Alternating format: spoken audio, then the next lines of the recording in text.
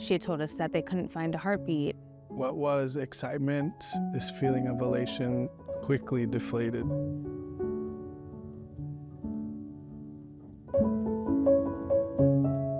March 25th, 2024. It was our first anniversary as a married couple, and we entered into this doctor's appointment just absolutely elated for the news that we were going to find 20 weeks in. The anatomy scan is one of the most exciting appointments because you're able to see, her little fingers and her little toes and just how big she's getting and growing. There was a sense of excitement, wonder, just discovery at what was going to transpire. I scheduled it on purpose on our 1-year wedding anniversary because I thought that was really sweet to be able to go and see her.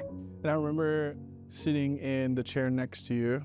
We were anticipating the printout. The nurse that was going to do the scan, she was also pregnant, ironically. She's like, "You've been feeling kicks?" And I'm like, "Yeah, actually, I felt some on the way here."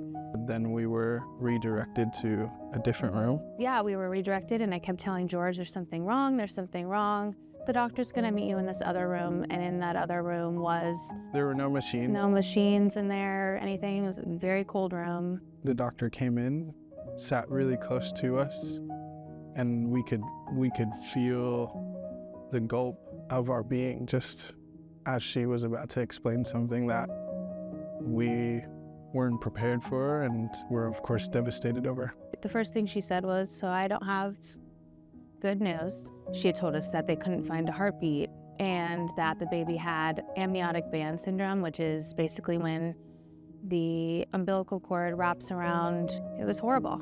It was absolutely horrible. And they gave us the pictures that they took. They said, we're going to have to basically deliver her, but they were also like, we need to call the hospital to see if they have space. They had said that they thought she had passed at 16 weeks. I was 19 weeks at that time.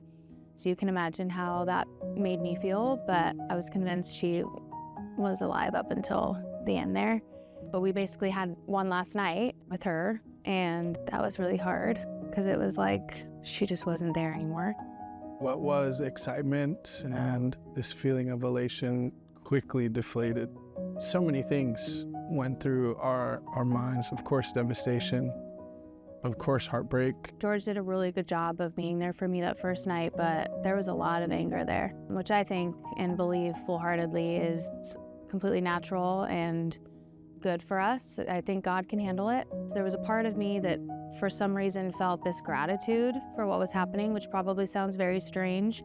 I had gratitude that she was able to kind of be saved from a life that would have been very difficult for her. I would have loved her no matter what if she ended up being born, but also that of all the people in the world, I think that would have totally taken apart a lot of couples. Even in the midst of trial, we were still holding on to the God of hope that we knew. And through the many, many, many stories and people that we would sit with and just cry with, and people who said, "Thank you for sharing your story," because we went through similar things. We were able to hold people up, and people were also able to hold us up. I feel like very blessed that we get the opportunity to show that God still works in something as horrific as this. I just remember us delivering Willow and the overwhelming sense of peace, even in the midst of seeing her. My parents weren't there. This all happened literally within a day apart. I told them it was okay, and there was a nurse that we had who this exact same thing happened to her daughter, and she couldn't be there she felt like this was God's way of being there for her daughter because she was able to be there for me. It's like God very carefully handpicked these people to be there with us. But yeah, we got to meet her, and she was perfect, of course. I mean, do you expect anything less than that? She was just a little blessing, and she looked just like her dad.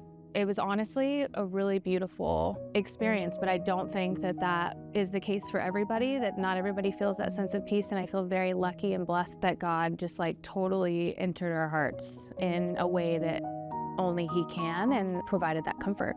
There's no other way to explain it other than a peace that is beyond our understanding. We have a beautiful daughter now, Meadow. That's our second daughter. She's incredible. So one of my favorite moments of that experience is just the community and the family atmosphere of these nurses and the staff there. One of the things that the nurses did, they created a whole box of pictures of Willow and her footprints and just like all of these memorabilia of her, but they also made these bracelets and they all say Willow, and George and I have one, and they also made one for Meadow too. So now we all have bracelets. They made us feel so loved, and it's just another place where God had his hand in the experience. Meadow has a picture wearing Willow's bracelet, and sisters for life. There's still hard days, there's still tough days, but nonetheless, we know who is the giver of our peace. There is a light at the end, and this isn't the end, thank goodness. Yeah. And that victory belongs to Jesus at the end of the day.